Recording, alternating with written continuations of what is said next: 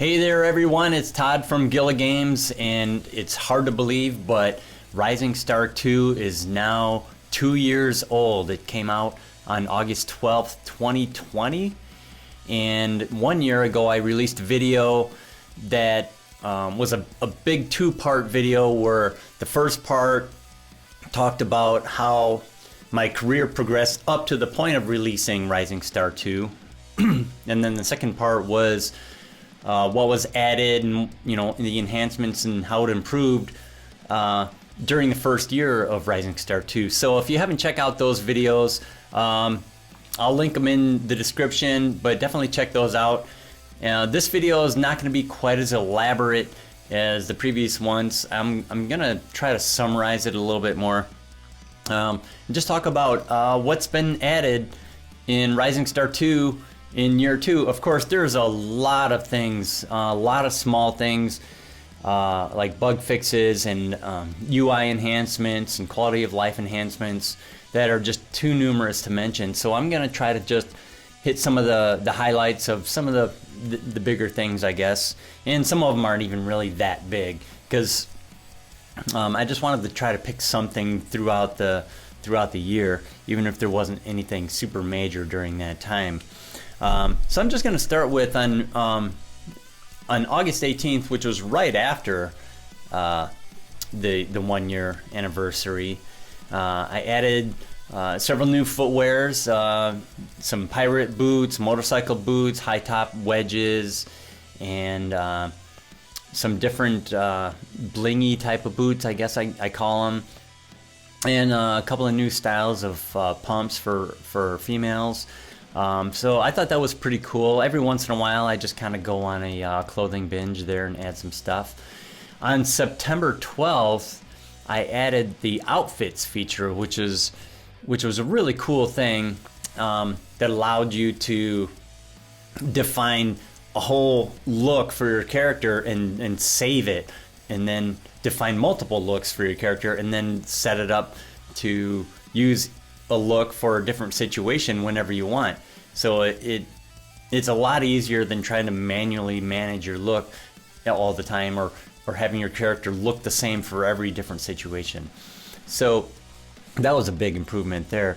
On September 17th I added the in-game bug reporting feature, which isn't really so much of a game feature itself, but it really has been really helpful to get communication from players whenever there's any kind of bug, or sometimes even suggestions come in through there, because not everybody is on the forums or in the Discord. So I wanted to have something that was right in the game, that anybody who was playing the game could have access to report any issues, because of course I like to take care of all the issues as much as possible.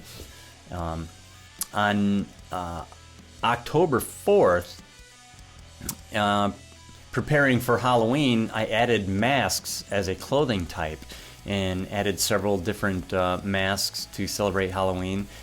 And no new masks have been added since then, but I'll probably add some new ones for this Halloween when we get close to that, which is coming up soon.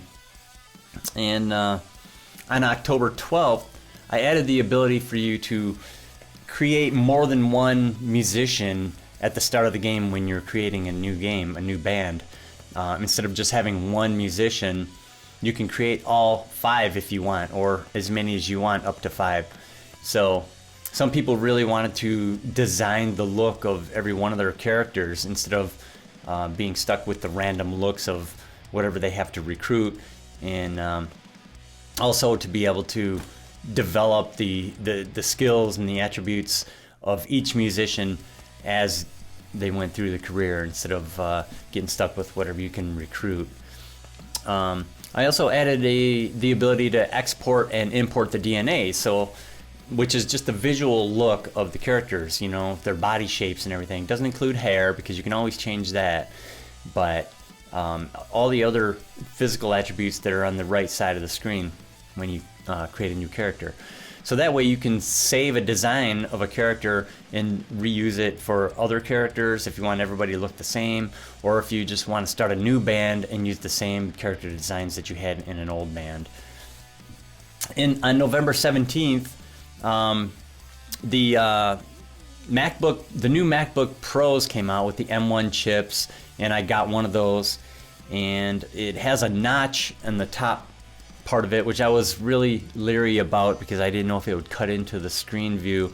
And overall, it's actually not bad, but it did kind of present a weird resolution option for the game. So I put in a fix for that because I do develop the game on Macintosh, on a MacBook Pro now. It was an iMac before, primarily. Mainly because I do like to put out a Mac version as well, and I can get all the work done that I need to do on a Mac. And then right around there, I decided to take a few months off from working on Rising Star 2, pretty much like December, January, February, and focused on my other new game, Word Wager, which is a mobile game for iOS and Android. If you haven't checked it out, go ahead and check it out. It's free. It's a kind of a hybrid between a Match 3 game and a word spelling game. And there's a few different kind of game modes and stuff like that. Totally off topic from Rising Star 2, but I did take about 3 months or so off to focus on getting that game done, and which it did release in February, I believe. And I'm still trying to get the word out for that. So definitely encourage everybody to check it out and tell friends about it. And then I got back on March 4th. I added an option to view venue interiors as 2D pre-rendered images instead of the interactive 3D environments. Some people were having problems on kind of older computers, I guess, with maybe lower amounts of memory, where the game was crashing when trying to load some of these venues, and I think a lot of that has to do with the characters, all the characters standing in the scenes with all the different kind of clothing and hair and stuff that they're wearing. So there's an option in the settings to just use a pre-rendered image, and it's even for people who have a good computer, you might want to use that feature because it immediately get you into the venue. You don't have to wait for a loading screen at all. Of course, you can't walk around in 3D, but some people don't care about that. Matter of fact, I'll probably add more of this kind of stuff in the game in the future. Now, a few months went by, March, April, May, most of June, where most of the updates that were going out were just little bug fixes, and but the pre-live stage was getting a lot of changes and updates, and that had been going since last September. There was a big update on the pre-live branch for many, many months, and that came out on June 22nd. Major update, and it has a lot of stuff in it. It is a summary. The popularity system changed to be region-specific instead of city-specific, allowing for improved tour gig consistency. And that was part of all these tour booking options, that you can now choose your touring band instead of automatically being assigned one, and you can choose the number of gigs you want to book instead of an end date. So if you're trying to fulfill a contract with X number of gigs that you need to play, that's easier to see how far you need to go. And then once you do choose a touring band, you can decide if you want to be the opening act or the headlining act, depending on the popularity of the band that you're touring with. So, and it's going to be consistent like that throughout the whole tour. You're not going to end up, you'll no longer be like playing an arena sold out to 60,000 people in New York one day, and then the next day, playing to 200 people in Bob's Bar in some small town where you have no popularity, because now the popularity is the same across the boards. There will be some fluctuation, though, based on your reputation, how many CDs and T-shirts you've distributed in the city, and also a new feature, which I'll talk about in a second here. But as part of this big update, there was also the ability to hire crew members for various jobs, and with that came random events that could happen during gigs. As each song was playing, something could go wrong, and sometimes it was so bad that you had to choose a song to skip because it just took up too much time in the set. And if you hire crew, you can avoid a lot of those problems or make them not as severe as they would have been if you didn't have somebody on the crew helping out with that stuff. So in addition, the crew members, each musician can have a tech for their instrument, and when you have a tech, after the end of the gig, they will automatically do some repairs on your equipment, so you don't have to worry about that too much anymore once you start getting crew. And if you have a merch manager, they'll automatically restock your merch if you want and help you sell more merch. So there's a lot of different benefits to the crew. Now there's the managers got a little bit of enhancements. They can gain experience now and level up, so their reputation can grow with you if you want, instead of having to fire a manager with a lower reputation that you found early on to replace them with a higher reputation manager. Now if you want, you can just let them grow with you. They might not grow as fast as you'd like, but some people just want to role play with loyalty and whatnot. And also managers are more flexible now, where they can book local gigs in any city instead of just the city that they're based in, and they can search for record contracts in any region, not just the region that they're in. So now you really no longer have to fire your manager for any reason to go expand your career. If you don't want to, you can keep the same manager forever. Okay, all of that was a big update on June 22nd. On July 1st, I added an option for instrumentalists to also be singers, and this is a long time huge request that people have wanted for a long time.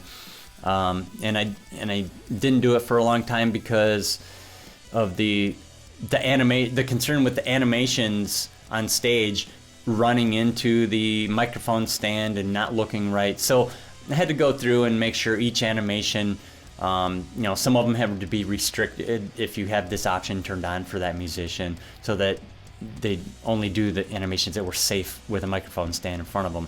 So you might get a little bit of limitations on your musician animations, but overall it turned out to be not that bad. There were only a couple that needed to be restricted. So that looks pretty cool now. And there's also a happiness change log for musicians. So if you've ever wondered why your musicians are getting so unhappy, you can now look at this and get a direct report on what's making them unhappy or happy. So that helps you make adjustments to how you play the game. On July 13th, I added the ability to choose practice lists for gig sets and save gig sets as practice lists. This is something that originally the game let you choose the practice list for set lists, but since when you're practicing there's no particular order of the songs, I replaced that with the automatic set list, the historical ones. But some people still wanted to choose from their practice list, so I added the option to do both. And then if you end up having a good set and you like it and you want to save it for practice in the future, you can do that now after the gig is done and you're in the set or the gig results screen. There's an option to save it.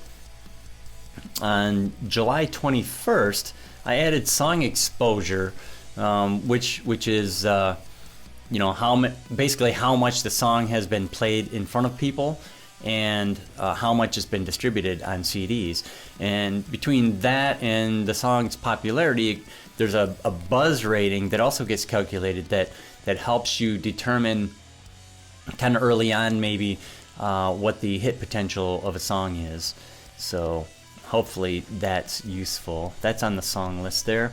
On July 26th, I redesigned the salvageable songs UI so that it's more integrated with the songwriting screen, making it a lot easier to find parts that are in songs that you might want to salvage to put into a new song, where you just maybe need one piece.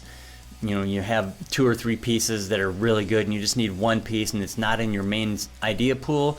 Now you can just like hit the tab over here and see if there's any songs in there that you can salvage that has a good piece for it. Real easy and useful. On August 9th, I added a drag and drop feature for combining song ideas in the songwriting mode. So all you have to do is grab one piece and start dragging it. If there's any other pieces that match, which you should know that there is if it's already shaking, then that piece will highlight. You drop it on top of there and it immediately combines them, makes a new piece for you. And I made a video talking about that specifically yesterday. So check that out if you want a little bit more detail on that. And that brings us to August 12th, 2022. And what's in store for Rising Star 2 this year? Well, there's definitely a lot of great plans and ideas for Rising Star 2 still, even in the 3rd year. I do have other projects that I have to work on, so I won't be able to focus full time on Rising Star 2 the whole time, but I do plan on, I'd like to get some major things out in the next 6 months, and like in the first half of the year, and then another major thing in the second half. So I'm hoping for 2 major updates in the year. I can't promise when or exactly what, but I have some ideas. I do want to make some more changes to the songwriting, how ideas and inspiration are gained, and I really want to get rid of the expiring song ideas. But in order to do that, I have to limit how many or how often or how fast ideas are created to keep the balance, because if they're still created at the rate they're currently created and they never get forgotten, there's just going to be too many ideas. So that's going to be the big thought of the first big update. I call it a big update, even though it's probably not going to be huge, but it's going to tie into it's going to like be a precursor to even bigger things after that kind of rely on that. And that's how a lot of the updates work, really. Before I can do, this big idea, I need to kind of prepare by, doing several smaller medium ones to get ready for it. So anyway, thanks to everybody for playing the game and everybody for streaming the game. I have not done any marketing for the game since it was launched 2 years ago. So everybody who's playing the game heard about it through word of mouth or watching a streamer. There was a little bit of PR before the game launched over 2 years ago, just to let people know that it was in the works. That is it.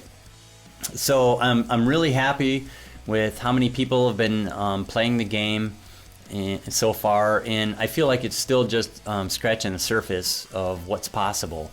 So it's not over yet. And again, thanks to my patrons on Patreon. If anybody wants to help fund continued development of the game beyond the flat rate that you bought the game for, remember, I don't charge anything for any updates or any content. Everything that comes out is included in the upfront price. So if you want to help fund further development through Patreon, it's all appreciated. And these are the current patrons right now, and there have been more in the past, and people come and go, but I appreciate everybody, no matter how much you've donated throughout the history of the game, even if you're not currently on the list. So okay, well, thanks again, and I'll be seeing you guys this year.